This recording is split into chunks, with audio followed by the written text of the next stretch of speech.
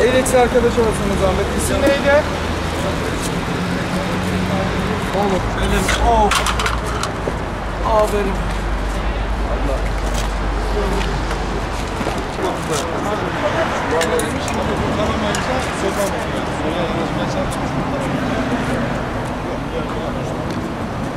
Olsan telefonu buradan yanlardan.